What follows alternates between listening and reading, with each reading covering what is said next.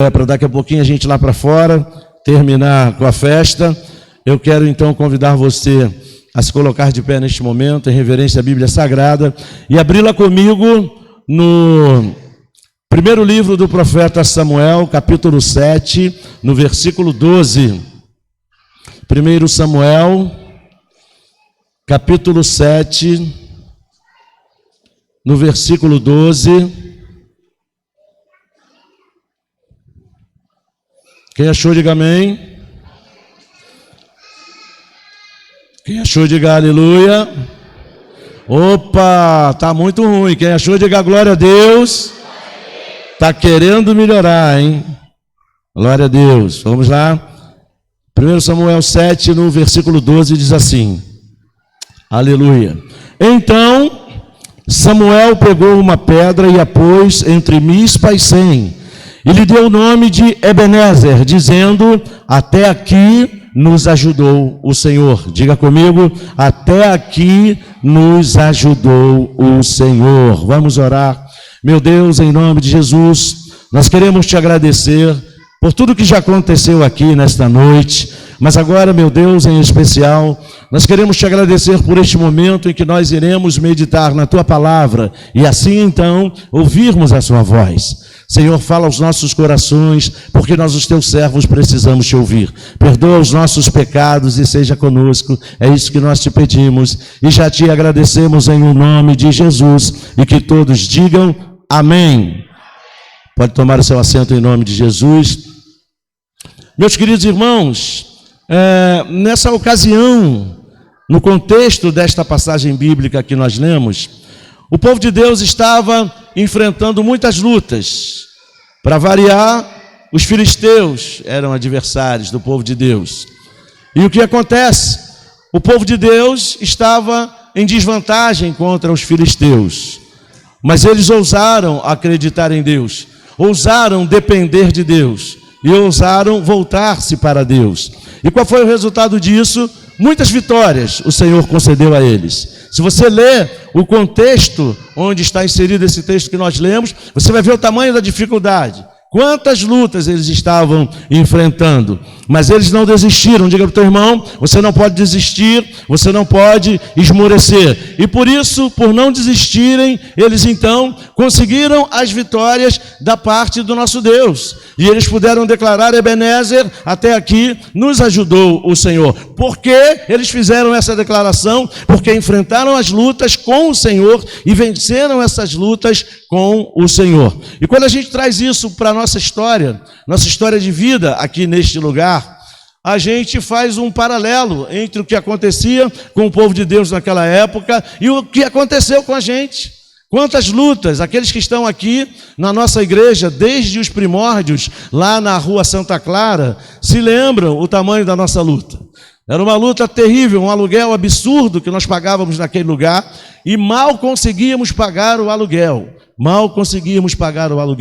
E finalmente chegou o dia da gente sair daquele lugar. Depois de tantas lutas, alguns que estão aqui há mais tempo, os mais novos aqui não se lembram, mas as coisas que nós fazíamos lá para conseguirmos pagar o aluguel. Vendíamos almoço, fazíamos bazar.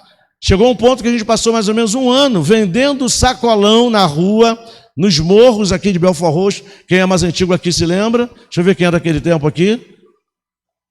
O velho Daniel, o idoso Daniel, a irmã Diva, mais alguém aqui daquele tempo, Diácono Sérgio, Diaconisa Regina, alguns outros que não estão aqui. A gente vendendo sacolão nos morros para pagar o aluguel da igreja. Olha quanta luta, para pagar as contas da igreja.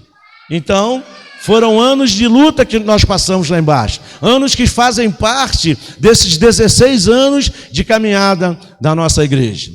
Aí chegou o dia de se libertar daquilo lá, o dia de se libertar, de parar de fabricar tijolos, de amassar tijolos para Faraó. Isso é escravidão, e o tempo da escravidão já passou. A escravidão era lá no Egito, do Egito para cá o povo de Deus é livre. Então veja, chegou o tempo da liberdade, saímos de lá. Mas para quem não se lembra ou para quem não sabe, quando nós saímos de lá, nós não tínhamos para onde ir. Quando Deus deu a ordem para o pastor: não renove esse contrato, o pastor contou até 200. O pastor pensou, será que eu estou ouvindo mesmo a voz de Deus? Ou será que é coisa da minha cabeça? Ou será que é a voz do diabo que está falando na minha cabeça? E toda vez que eu ia lá no escritório do rapaz, ele já com o contrato pronto para renovar por mais 5 anos de prisão, de cativeiro, Deus falava, não vai renovar esse contrato. Foi até o último instante. Quando eu cheguei no escritório, pronto para renovar o contrato, Deus falou mais forte, não vai renovar esse contrato. E o homem, quando botou o contrato na minha frente, eu não renovei o contrato. Mas eu falei, Senhor, está nas tuas mãos, porque a gente não tem para onde ir. Então, a luta aumentou. Porque além de não baixar o valor do aumento, quando eu comuniquei ao proprietário que nós não íamos continuar locando lá o espaço dele, nós não tínhamos para onde ir, não tínhamos terreno, não tínhamos nada, e eu pensei, para onde é que a gente vai? Aí compramos o primeiro terreno lá embaixo, na rua principal, não deu certo, tinha um problema lá no terreno que ninguém conseguiu dar jeito, não podemos construir lá. E aí Deus abriu essa porta aqui, e a gente continuando mais 3 meses lá embaixo, pagando o aluguel já com o aumento do contrato novo, ele não abriu mão nem do aumento que a gente deveria pagar, se renovasse, né? Pagando lá mais 3 meses do contrato com o aluguel novo, aumentado, apesar de não ficarmos lá mais tempo, mais além de 3 meses, e aí tivemos que comprar esse terreno aqui, era só esse lado aqui, da parede para cá, tivemos que comprar esse terreno aqui, ainda pagando o aluguel lá com aumento, comprando esse terreno, sem dinheiro para pagar, Deus fazendo um milagre todo mês, a gente pagando esse terreno aqui, e construindo apressadamente, sem ter condição de construir. A luta foi grande. Para quem está de fora assim, só fica olhando, para quem não conhece os bastidores, né, de uma igreja, não tem noção de quão sofrido é, de quão doloroso é, de quão desanimador é. Você precisa estar muito na fé, precisa estar muito na dependência de Deus, porque você imagina você construir sem ter nada, sem ter material, sem ter dinheiro, sem ter nada, só a fé e Deus na frente. Então Deus moveu as águas, alguns não, todos os homens na época que eram aqui dessa igreja, pegaram firme aqui com a gente. Terminou o prazo de 3 meses lá, o dia de se mudar. O que a gente tinha? 8 fiadas de tijolos aqui e mais nada. Não tinha porta, não tinha janela, não tinha teto, não tinha piso, não tinha nada. Não tinha muro, não tinha nada. Tanto que a minha primeira mensagem aqui, eu preguei sobre as estrelas, não sei se alguém lembra. Abraão contando as estrelas no céu. Foi fácil, porque não tinha teto, era só a gente olhar e ilustrar a mensagem, não é verdade? Então não tínhamos nada. E aí, mais um período de luta, muita dificuldade, muito trabalho. Trabalho mental, trabalho braçal, todo tipo de trabalho que você imagina, né? Fora aqueles que nos abandonaram diante do grande desafio, não é verdade? Então, só luta, só tivemos luta. Já acabou a obra aqui? Não, não acabou. Mas hoje a gente tem um lugar para cultuar, um lugar para adorar o nosso Deus, um lugar para receber as pessoas. Quantas pessoas vieram aqui para visitar nossa igreja, para ficar aqui com a gente, mas tinham crianças pequenas, e sabe como é criança com poeira não dava certo. Como aqui não tinha chão, o chão era de terra, de poeira, as pessoas não voltavam, é claro. Talvez nem eu voltasse, né? A não ser que Deus falasse muito forte comigo, vai ficar aí na poeira com as suas crianças. Mas muita gente foi embora por causa da poeira. Mas graças a Deus, Ebenezer, como está escrito ali, em todas essas lutas, o Senhor nos deu vitória. Você pode dizer glória a Deus e aplaudir o nome do Senhor mais uma vez. Glória a Deus, aleluia. Louvado seja o nome do Senhor. E diante de tudo isso, meus irmãos, hoje a gente, graças a Deus, pode fazer festa, pode cultuar a Deus, apesar de não termos muito o que fazer aqui, mas, graças a Deus, estamos aqui e chegamos até esse ponto. E agora, vá comigo até o Salmo 116. Salmo 116, no versículo 12. A gente cai na mesma questão do povo daquele tempo. Salmo 116, no versículo 12, diz assim... Todos acharam? Quem achou, diga glória a Deus. Espera aí, deixa eu beber água. Aleluia. Já posso sentir o gosto do carvão ativado. Para quem não sabe, eu sou especialista em carvão ativado. Amém. Salmo 116, no versículo 12, diz assim... Que darei ao Senhor por todos os seus benefícios para comigo. Diga glória a Deus. Erguerei o cálice, em algumas versões, beberei o cálice da salvação e invocarei o nome do Senhor.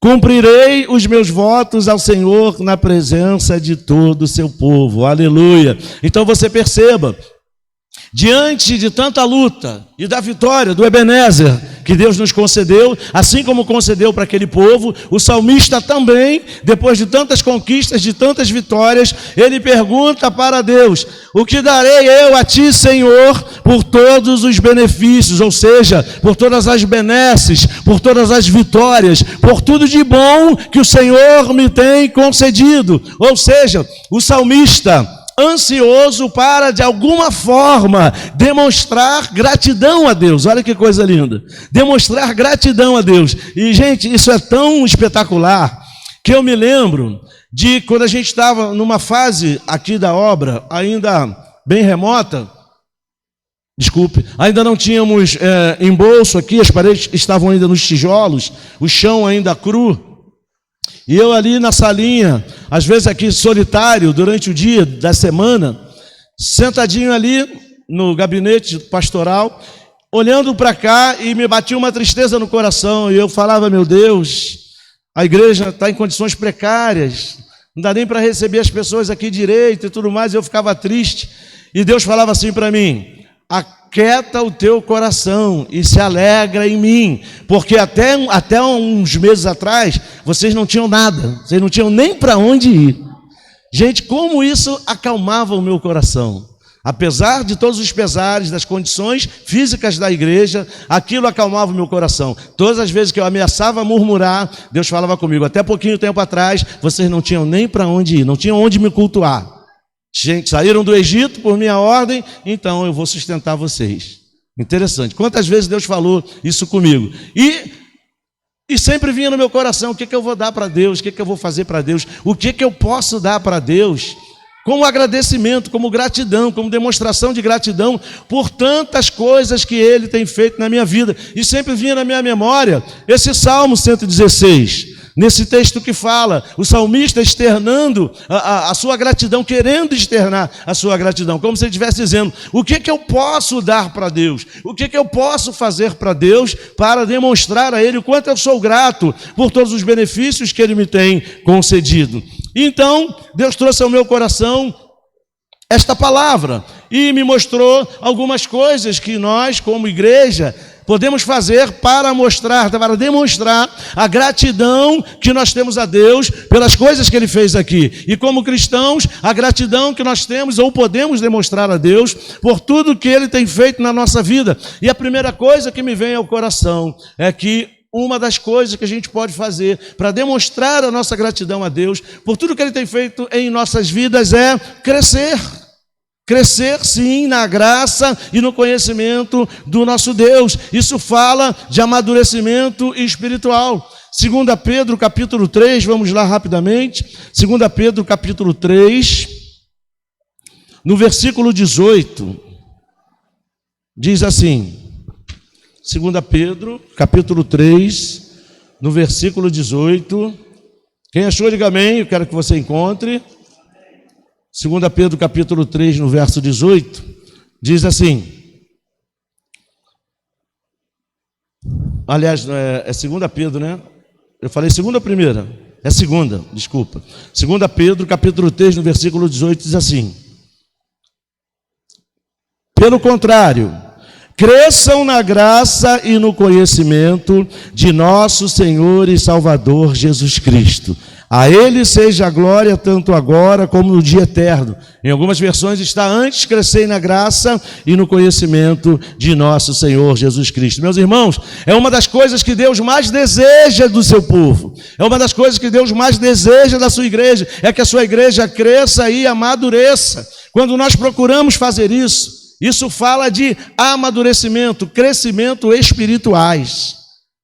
E é o que falta em boa parte de nossas igrejas hoje. O desejo das igrejas, o desejo dos cristãos de crescerem e amadurecerem na graça e no conhecimento do Senhor. Porque quando nós procuramos crescer e amadurecer espiritualmente na graça e no conhecimento do Senhor, as coisas se tornam mais fáceis, por incrível que pareça.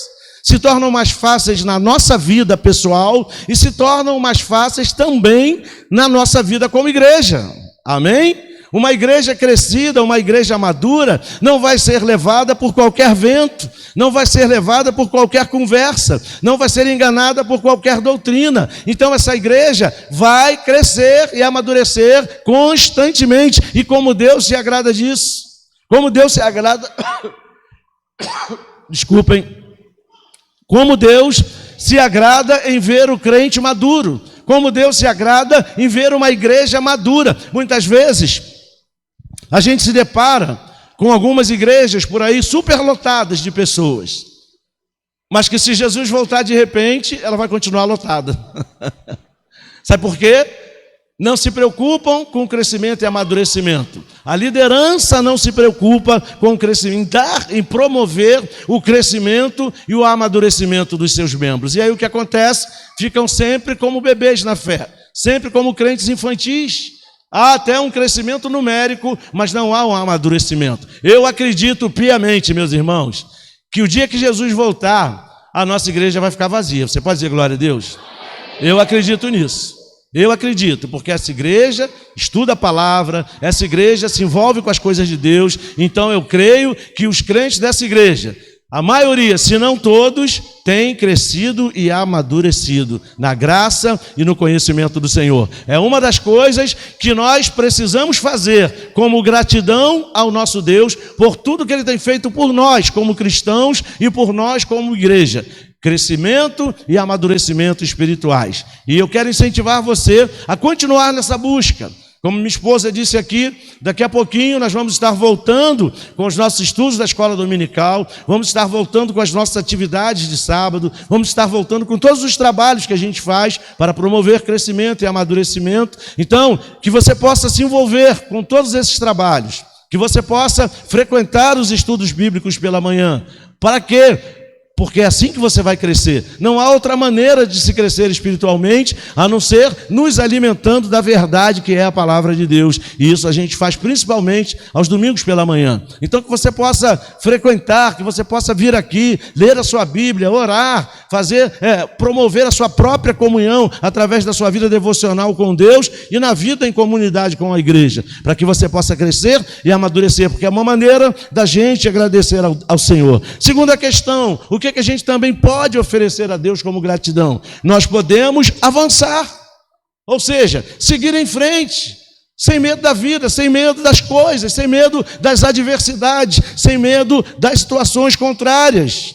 Em Hebreus 12, vamos lá, Hebreus 12,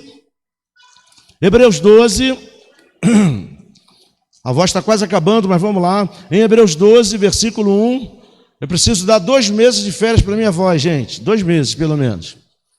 Hebreus 12, versículo 1, diz assim, do 1 ao 3, portanto, também nós, visto que temos a rodear-nos tão grande nuvem de testemunhas, livremo-nos de todo o peso do pecado que tão firmemente se apega a nós e corramos com perseverança a carreira que nos está proposta, olhando firmemente para o autor e consumador da fé, Jesus, o qual, em troca da alegria que lhe estava proposta, suportou a cruz, sem se importar com a vergonha, e agora está sentado à direita do trono de Deus. Portanto, pensem naquele que suportou tamanha oposição dos pecadores contra si mesmo, para que vocês não se cansem e nem desanimem. O que isso quer dizer? Que é desejo de Deus que a gente siga em frente.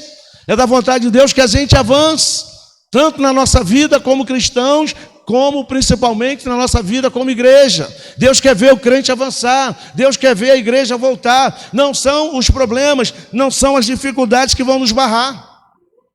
Se a gente tivesse parado aqui como igreja, por causa das dificuldades, hoje você não estaria sentado aí, ouvindo a palavra de Deus. Ainda ontem, eu estava comentando com um pastor amigo que esteve aqui, um dos pastores que esteve aqui, um dos milagres que a gente viveu aqui diante de uma grande dificuldade. Houve um dia em que nós estávamos aqui ainda nos fundamentos da obra e nós estávamos fazendo um rateio entre nós que estávamos aqui na obra, porque nós estávamos precisando de 8 sacos de cimento. E nós só tínhamos dinheiro para 5 sacos, mas o mestre da obra precisava de 8. Então cada um dava metade do valor de um saco, os homens que estavam aqui presentes, cada um dava metade de um valor, mesmo juntando o dinheiro de todos os homens que estavam aqui na obra, e não eram poucos na época, nós só conseguimos o dinheiro de 5 sacos de cimento. E o mestre da obra ficou triste, eu fiquei mais triste ainda, porque não ia dar para a gente fazer o que estava previsto fazer naquele dia, porque faltavam 3 sacos de cimento. E o desânimo querendo abater a gente, mas a gente não, vamos fazer com o que a gente tem, vamos ver o que a gente consegue. Daqui a pouco encosta um caminhão aí, eu não sei quem está aqui hoje presente, que estava aqui naquele dia. Daqui a pouco encosta o caminhão ali. O cara desce do caminhão com a nota na mão, o papel na mão. Aqui que é a Igreja de Nova Vida.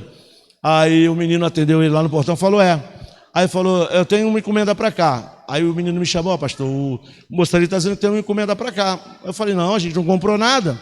Ele deve estar enganado, não é para cá, é para algum outro lugar, menos para cá. Aí o moço me chamou, lê aqui, não é Igreja de Nova Vida. O cara estava até se aborrecendo já com a gente. Não está escrito aqui Igreja de Nova Vida? Aqui não é Igreja de Nova Vida? Não é Itaipu? Então é aqui que eu vou te carregar. 100 sacos de cimento. Você pode aplaudir o nome do Senhor, quem estava aqui se lembra. 100 sacos de cimento. A gente precisava de 8, só tínhamos 5, mas não paramos de fazer o que a gente estava fazendo. Deus mandou 100. Até hoje eu não sei quem mandou.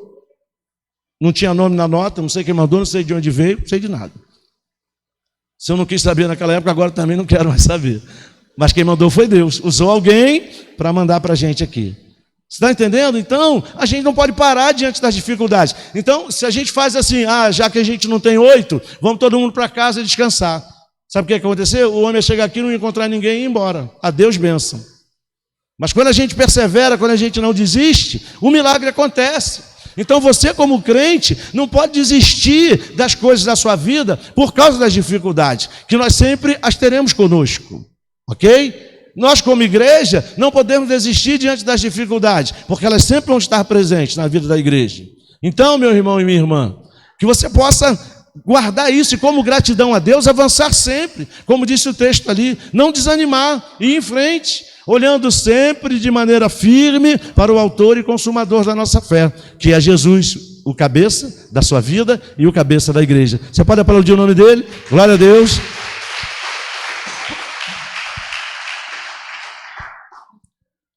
E por final, a outra maneira de nós demonstrarmos gratidão a Deus é conquistando. Diga para o teu irmão, você foi levantado para conquistar.